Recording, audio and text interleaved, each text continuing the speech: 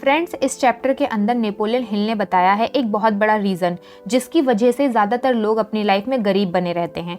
ये एक बहुत बड़ा रीज़न है, तो इसे गौर से सुनना। दरअसल उन्होंने 25,000 लोगों का एक सर्वे किया, ऐसे लोगों का जिन्होंने अपनी लाइफ में कुछ भी अचीव नहीं किया था। तो एक कॉमन चीज़ सामने आई, एक ऐसी चीज़ जो उन सब में कॉमन थी।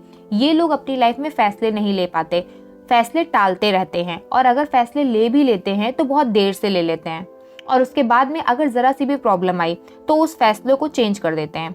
फिर हमने सर्वे किया उन लोगों का, सैकड़ों लोगों का, बेहिसाब लोगों का जो बेहिसाब अमीर हैं। तो उनमें भी एक चीज़ कॉमन थी, वो चीज़ ये थी कि पहला तो वो फटाफट फैसले लेते हैं, दूसरा जो वो फैसला लेते हैं लेने के बाद में उसको बदलने में जल्दबाजी नहीं दिखाते। तो आपने देखा ये वो अनसक्सेसफुल लोग हैं जो फैसले लेते ही नहीं हैं, और अगर ले लेते हैं तो बहुत देर से लेते हैं।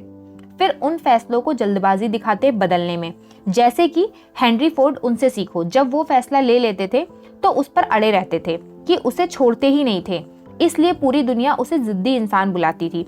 ये किसी चीज़ के पीछे पड़ गया तो उसको छोड़ता ही नहीं है उसका पीछा। हेनरी फोर्ड ने इस दुनिया की सबसे बेकार दिखने वाली कार बनाई थी उस टाइम पर, और वो बनाते गए, सबने मना किया, उनके खुद के इंजीनियर और बाकी लोगों ने भी मना किया, लेकिन उन्होंने तब तक कोई चेंजेस नहीं किए जब तक ज़रूरत नहीं पड़ी। शायद इसी अड़े रहने की आदत की वजह से वो अमीर बने थे अपनी लाइफ के अंदर, क्योंकि वो अड़े रहते थे, दूसरों की बात नहीं मानते थे, खुद की सुनते थे। लोगों की क्या गलती होती है? सबसे बड़ी गलती होती है दूसरों की बातों में जल्दी आ जाते हैं, अपने लिए सोचने का काम न्यूज़पेपर और उन बकवास करने वाले पड़ोसियों पर छोड़ देते हैं जिन्होंने खुद अपनी लाइफ में कुछ नहीं किया। मेरे पापा बोलते हैं कि एडवाइस दुनिया की सबसे सस्ती मुफ्त में मिलने वाली चीज़ है। एक मांगोगे 4 मिलेगी, लेकिन ज़रूरी नहीं है कि हर एडवाइस आपके लिए काम की हो। हर कोई अपनी राय आप पर थोपने की कोशिश करेगा, लेकिन ये आप पे डिपेंड करता है कि आप इसे लेने के लिए तैयार हो। अगर आप तैयार हो तो वो आप पर थोपेगा। अगर दूसरों की राय लेने की आदत है तो किसी भी काम में सक्सेस नहीं मिलेगी, भूल जाओ इस बुक के हिसाब से, क्योंकि इसका मतलब है कि आपकी खुद की कोई इच्छा नहीं है, खुद फैसले पर नहीं पहुंच सकते, इसलिए दूसरों की सलाह लेते हो, राय लेते हो। सलाह सिर्फ उनसे ही लो जो आपके गोल के लिए खुद सीरियस हो, आपसे ज़्यादा सीरियस हो, क्योंकि ज़िंदगी में कोई ना कोई ऐसा होता है हर किसी की जो आपसे ज़्यादा आपके गोल के लिए एक्साइटेड होता है। क्योंकि ये करीबी दोस्त और रिश्तेदार जो होते हैं ये कभी कभी अपनी एडवाइस से ऐसे ही मजाक मजाक में आपके फ्यूचर को नुकसान पहुंचा देते हैं। इनको पता भी नहीं होता। हज़ारों लोग ज़िंदगी में अपने आप को बहुत कम समझते हैं, क्योंकि उनका कोई अच्छा इरादा रखने वाला, उनका कोई शुभचिंतक जिसके पास अपने फ्यूचर का कोई प्लान नहीं है, खुद को पूरी नॉलेज है नहीं, अपनी राय या हंसी से उनकी सेल्फ कॉन्फिडेंस को ख़त्म कर देते हैं। मैं तो बस इतना कहूँगी कि आपके पास खुद का दिमाग नहीं है जो आपको यूज़ करने के लिए मिला है, ये यूज़ करने के लिए मिला है। ये भी आपको उन सवालों के जवाब दे सकता है जिनकी उम्मीद आप उन शुभचिंतकों से कर रहे हो। इन लोगों की नॉलेज आधे भरे हुए बर्तन की तरह होती है, मटके की तरह होती है, जिसका पानी चलने की वजह से इधर उधर गिरता है। कोशिश करते हैं ये दिखाने की कि हमारे पास बहुत नॉलेज है। ऐसे लोग बेसिकली बोलते ज़्यादा हैं, सुनते कम है, जबकि ज़रूरी ये है कि हमें अपनी आंखों और कान खुले रखने हैं और मुंह को बंद रखना है। सुनने से नॉलेज मिलती है, बोलने से नहीं मिलती। अगर सुने बिना बोलते जाओगे तो नुकसान 2 होते हैं। सबसे पहले तो नॉलेज पाने के मौके हाथों से निकल रहे हैं, और दूसरा अपनी प्लानिंग भी अपने बड़बोलेपन की वजह से दूसरों को बता रहे हो। और अगर मान लो कोई स्मार्ट आदमी आप लोगों के बीच में बैठा हो, जिसके सामने मुंह खोल रहे हो, जिसके पास पहले से ही बहुत सारी नॉलेज है, तो उसके सामने क्या कर रहे हो? अपनी एक तो बेवकूफ़ी दिखा रहे हो, दूसरा अपनी नॉलेज उनके सामने बोलकर अपने प्लान्स के बारे में बता रहे हो, जो शायद आपसे पहले आपके गोल के पास पहुंच जाएगा और आप खड़े रह जाओगे। तो ये तो बेवकूफ़ी है, क्योंकि सही मायने में नॉलेज शांति और परखने से झलकती है। ज़्यादा बड़बोले बनोगे तो शायद सामने वाला आपसे अच्छा जानता हो, आपसे पहले गोल अचीव कर ले। तो हम फैसला लेने की बात कर रहे थे कि फैसला लेना बहुत ज़रूरी है। आप हिस्ट्री में ही देख लो, अब्राहम लिंकन ने ब्लैक लोगों को स्लैब बना के रखने को ख़त्म करने का फैसला किया। उनको पता था इसके बाद में मेरे ही वाइट दोस्त और वाइट पॉलिटिकल सपोर्टर्स मेरे दुश्मन बन जाएंगे। सुकरात ने जहर पिया, क्योंकि वो जानते थे कि इससे वो समय का रुख मोड़ देंगे और आने वाली जनरेशन को सोचने की आज़ादी मिलेगी। 1776 में अमेरिका में 56 लोगों ने ये फैसला किया कि वो एक पेपर पर साइन करेंगे, जिससे या तो आने वाली अमेरिकन जनरेशन फ्री हो जाएगी या फिर 56 लोगों को फांसी के तख्ते पर लटका दिया जाएगा। बड़े हिम्मत का फैसला था, ये फैसला लेना ज़रूरी भी था। इन्होंने अपने लिए तो लिया, अपनी आने वाली जनरेशन्स के लिए भी फैसला लिया। तो जल्दी फैसला लेना बहुत ज़रूरी है। जो लोग जल्दी फैसला लेते हैं वो जानते हैं कि वो क्या चाहते हैं और फैसला लेने के बाद में वो चीज़ उनको मिल भी जाएगी और आने वाली जनरेशन भी सुख पाएगी। कभी भी देखना, कोई भी लीडर जल्दी फैसला लेता है तभी वो लीडर है। आदमी की बातों और शब्दों से ही पता चल जाता है कि वो जाना कहाँ चाहता है, चाहता क्या है वो अपनी लाइफ में। एक चीज़ आपने देखी होगी, बड़े काम की चीज़ मैं आपको बताने जा रही हूँ। आपने एक चीज़ नोटिस की होगी कि स्कूल्स में तो बच्चों के सपने बहुत बड़े बड़े होते हैं कि ये बनूंगा वो बनूंगा, लेकिन टाइम के साथ सपने छोटे होते जाते हैं। क्यों? जब वो कॉलेज में जाता है तो अलग अलग टाइप के दिमाग के लोगों मिलते हैं जो उसको सलाह देना शुरू करते हैं। और बेसिकली क्या होता है, जब तक वो कॉलेज पास करता है तब तक निकलते निकलते उसके वो सपने बहुत छोटे हो जाते हैं, इतने छोटे कि वो बस कॉलेज से निकलते निकलते सिर्फ एक नौकरी की तलाश करता है कि चाहे कैसी भी नौकरी मिल जाए, बस मिल जाए।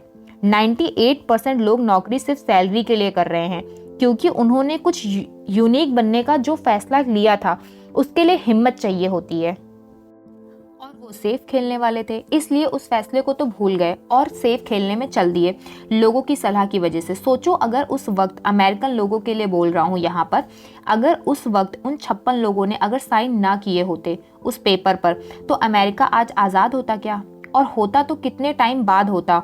अब ये प्रॉब्लम है, नज़रें घुमाने से या नज़रअंदाज करने से कुछ नहीं होगा। सोचना ज़रूरी है। अगर इच्छा रख सकते हो तो फैसला करने की हिम्मत भी रखो। अब डिस्कस करते हैं चैप्टर 8 को। इस चैप्टर 8 में बताया गया है लगन के बारे में। लगन तो आपको पता ही होगा, ये बहुत ज़रूरी चीज़ों में से एक है। ये चीज़ तब आती है जब इच्छा के एक ऐसे लेवल पर हम पहुंच जाते हैं कि अब तो करना ही है, तो वो कहलाती है लगन। जो लोग अमीर बनते हैं उनको पूरी दुनिया गलत क्यों समझती है पता है? क्योंकि वो अपनी इच्छा को पाने के लिए पूरी लगन से लगे रहते हैं, उन्हें कुछ और दिखता ही नहीं है। इसलिए लोग बोलते हैं कि सेल्फिश हैं, सिर्फ अपने बारे में सोचता है। ये लगन कोई रॉकेट साइंस नहीं है जो अमीर लोगों में ही मिलेगा, बस इसको समझने की ज़रूरत है। ये आपकी लगन तब टेस्ट होगी जब इस बुक के पढ़ने के बाद में आप ये तय करोगे कि इस बुक में जो कुछ भी पढ़ रही हूँ अपनी ज़िंदगी में ज़रूर उतारूंगी, तब आपकी लगन साबित होगी। जैसे समुद्र पूरी दुनिया के पानी को अपनी तरफ खींचता चला जाता है, वैसे ही एक अमीर आदमी का दिमाग पैसे को अपनी तरफ खींचता है। ज़रूरत है तो बस एक पावरफुल इच्छा की। पावरफुल इच्छा ये सब चीज़ों की शुरुआत होती है। इच्छा की ही सब चीज़ों की शुरुआत है और यही सेम चीज़ गरीबों के साथ भी होती है। ये उसी आदमी की तरफ जाती है जिसका दिमाग इसको बुलाता है, गरीबी को। जब दिमाग में पैसे कमाने की इच्छा नहीं होती ना, तो गरीबी खुद पे खुद आपको जकड़ लेती है, बिना कुछ किए अपने आप में ही जकड़ लेगी आपको। तो धीरे धीरे कोशिश करो इस टाइप की मेंटालिटी से बाहर निकलने की जो आपको चारों तरफ देखने को मिलती है, जिसमें सिर्फ दुख मिलेगा, अपने लिए भी और अपनी फैमिली के लिए भी। ये जो हमारा दिमाग होता है इसमें एक बहुत खास बात होती है, आपको पता है? हम लोग दिन भर में जो कुछ भी देखते हैं, जो कुछ भी एक्सपीरियंस करते हैं, उन सब का एक बड़ा हिस्सा ये अपने अंदर सोख लेता है। जो कुछ भी हम देखते हैं और वैसा ही बन जाते हैं। जैसे आप इसको खुराक दोगे, तभी तो कहा जाता है जैसी बुक्स आप पढ़ते हो, जैसी मूवीज़ आप देखते हो, जिस म्यूज़िक को आप सुनते हो, जैसे लोगों के साथ आप टाइम स्पेंड करते हो और जिन कन्वर्सेशन में आप इंगेज होते हो, तो बड़े ध्यान से सोचना आप अपने दिमाग को क्या खुराक दे रहे हो।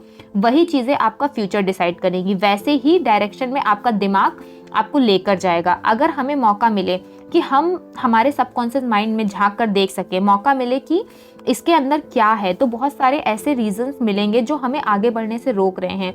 जब इंसान का दिमाग सोच लेता है कि किसी चीज़ को टालना ही है, तो बस इसको एक रीज़न की ज़रूरत पड़ती है, बहाने की, तो कहीं भी मिल जाएगा। ये अपने आप ही ढूंढ लेगा। एक बहुत बड़ा डर मैं आपको बताती हूँ कि लोग क्रिटिसाइज करेंगे, ये बहुत बड़ा डर है। ज़्यादातर लोग अपने दोस्तों और रिश्तेदारों को ये परमिशन दे देते हैं कि तुम मेरी लाइफ के साथ जो करना चाहो कर लो, क्योंकि मैं अपनी ज़िंदगी को अपने हिसाब से जीना नहीं चाहता, मुझे डर है कि तुम लोग क्या बोलोगे। ऐसा सोच लेता है इंसान, जैसे बहुत सारे लोग क्या कहेंगे ये सोचकर एक आदमी गलत तरीके से शादी कर लेता है। शादी उसकी गलती हुई जिसे उसे ज़िंदगी भर झेलना है। फिर उसके बाद लोग क्या कहेंगे, लोग क्रिटिसाइज करेंगे, इस डर से वो डिवोर्स भी नहीं दे पाता, क्योंकि अगेन लोग क्या कहेंगे।